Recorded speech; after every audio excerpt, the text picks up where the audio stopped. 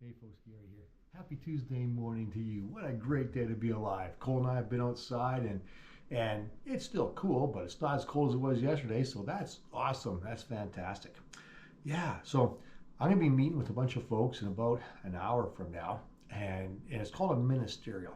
You might not know that term. Ministerial, basically it means that the leaders of the churches in your town, leaders or representatives, we all get together usually once a month. Usually that's what takes place, and we just catch up with each other. We catch up with what we're doing and what's happening in the town and what that church is doing, what that church is doing, and what we can do together. What we can do together to glorify God, and what a beautiful thing that is.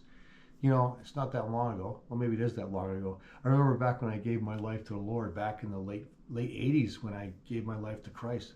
That's almost 40 years ago. Wow, I've gotten old. Anyways, I gave my life to Christ, and you know what? Folks looked at us with a little bit of suspicion, right? Because we were the Pentecostal church in town, and they were a little bit suspicious of us. And you know, like the Baptists were, and the Catholics were. You know, the United really were. The United were very like, whoa, what's with those guys? Because we were kind of on the edge of the family of God, maybe, I don't know, but you know, there was suspicion. There's all sorts of things, and you know, when I went to Bible college, like 20 odd some odd years later on, um, I remember our national office coming down and visiting us and saying, "Hey, you got to really press for the distinctives of the PFC, of the Pentecostal Church. You got to really be distinct." And why? Why would we want to do that? You know, my thought was, I think we're all actually becoming like this, and I think that's better.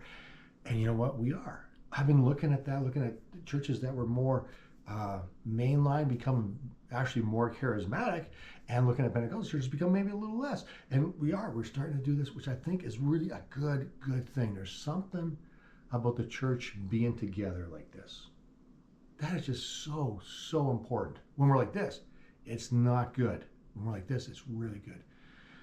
And we have a psalm about that. Psalm 133, verse 1, it says, "How wonderful and pleasant it is when brothers live together in harmony."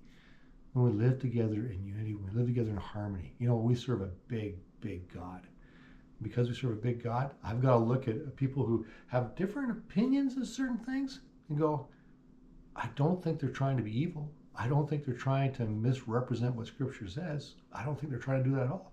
I think what they're trying to do is the best they possibly can in serving their Lord.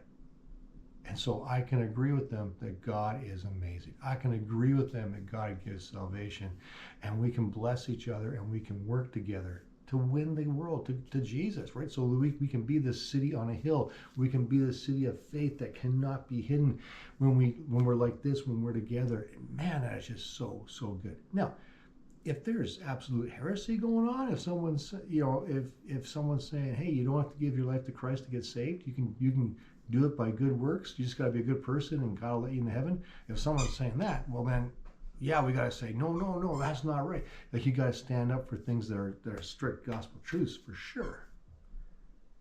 But most everything else, how would we just love each other? That's really important. You know, Mara and I, when we were first married, again, almost 40 years ago, we had friends that were Baptists and friends that were in the United Church. We had friends from all different churches, and it was beautiful. And we had this thing, it's like, is it a salvation issue? No, it's not a salvation issue. Then we're not going to worry about it. We're just going to love each other and do things together. I think that really pleases God. It's awesome how wonderful it is when brothers live together in unity. So wherever you're watching this, be a blessing to the other churches in your town, in your city, and work with them. Why? Because the goal is this. The goal is to win the world to Christ, that all would know who he is. Awesome. Have a fantastic Tuesday. Thank you for watching, and I got to get ready for my meeting. We'll see you later.